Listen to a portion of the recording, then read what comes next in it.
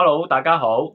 咁今集就講下啲莫名其妙嘅病點樣用紫微斗數去追查病因。例如嗰啲做生意嘅朋友，有陣時會因為金錢糾紛而俾人落降頭、落符咒。又例如流年引動嘅業障病，點樣去追查呢？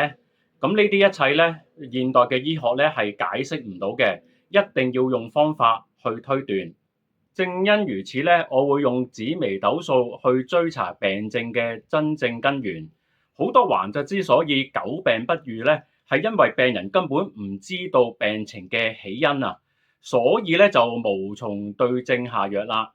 例如靈界干擾啊、祖先不安啊、男女感情糾紛所致嘅疾病啊，呢啲又點樣用藥去醫呢？而且病人咧就往往講唔清楚成件事嘅來龍去脈，所以呢啲咧一定要用紫微斗數去推斷。咁本人咧就唔係紫微斗數嘅專家，只係會講啲基本但係好實用嘅推斷病症方法。今次係講業障病案例。簡單嚟講，健康問題先睇疾厄宮同埋命宮，流年盤、大限盤、本命盤都要睇，睇下宮位裏邊有冇四化星引動。大家睇畫面，本盤命宮流年呢，就令到呢個廉貞星化忌衝破呢個大限化祿，變咗雙忌呢，就衝對面嘅流年命宮。呢個組合呢，就係業障現前嘅關鍵時刻啦。單單睇畫面呢四個宮位已經知道命造將會有極嚴重嘅病災，大禍臨頭啦。另外佢流年命宮裏面呢，有個破軍星係代表破耗，加上化權星令破軍更加不穩定，更加破耗啦。更甚者，三方四正加會代表破財嘅地空星、地劫星。如果你一早見到呢類命盤呢，記得提醒命造買重保險。另外咧，你都可以朗朗刮佢一筆錢，唔需要手軟噶啦。命造已經半隻腳踏咗入鬼門關，佢本人咧有錢都未必有命使噶啦。有良心嘅話，就幫佢捐啲錢做功德咯。破財係可以擋災。呢位女士咧，目前仲繼續透支緊身體去交友玩樂，未知自己大禍臨頭噶。丙午年端午節陽火最旺之時咧，就係命運對佢清算嘅時候啦。左上角大限父母宮太陽星化忌同右下角大限疾厄宮嘅巨門化忌對沖，麻煩大啦。呢個叫雙忌交沖，係純粹嘅負面能量疊加，而且宮裏面咧又有煞星，變咗凶上加凶。呢個係能夠出人命嘅大劫數。被劫咧就係睇人品，除非本人修養極好，否則咧就在劫難逃。右下角巨門化忌一般代表脾胃問題，巨門代表暗啦、隱疾、腫瘤。脾胃屬土，脾土受損咧就會影響心臟，脾土問題咧又會影響營養吸收，冇營養最先受害嘅就係肝臟。跟住咧就會引發一系列婦科病，詳細一啲咧可以睇翻我之前嘅第3集。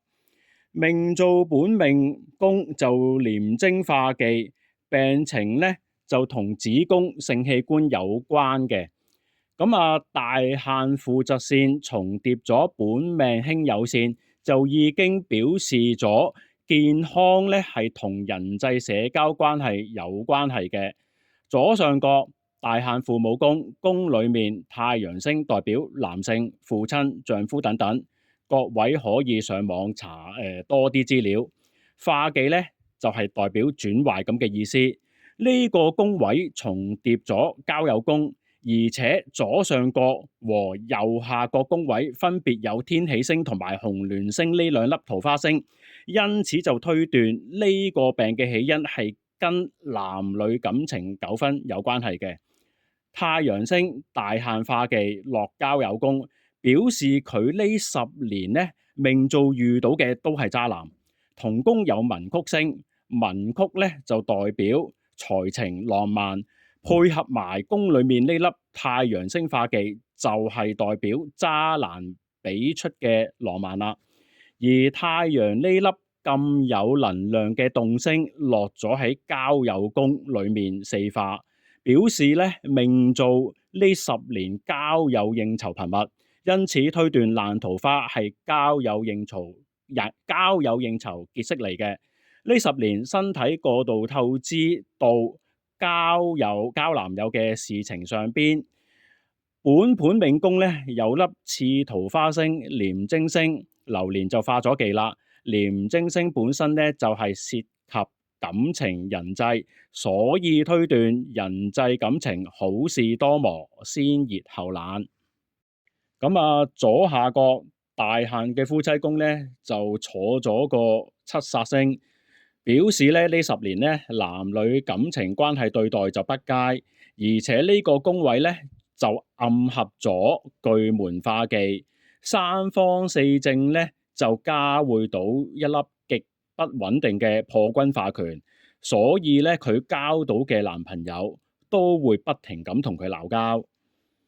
流年嘅疾厄宮咧就有粒天梁星。天梁星咧雖然係代表遇難情長、逢凶化吉，但係天梁星本身咧都係代表清算審判，而且呢個宮位咧仲暗合咗有廉貞星化忌嘅本盤命宮，因此推斷呢位女士咧喺2026年要為之前因社交而過度虛耗嘅事還債啦。元氣虛耗咗，不死也殘，醫生醫唔到噶啦，要養翻10年8年。所以咧2026年係佢最後一年出席呢個社交活動嘅。咁推斷完畢之後咧，就要詢問病人有冇做定期嘅健康檢查啦。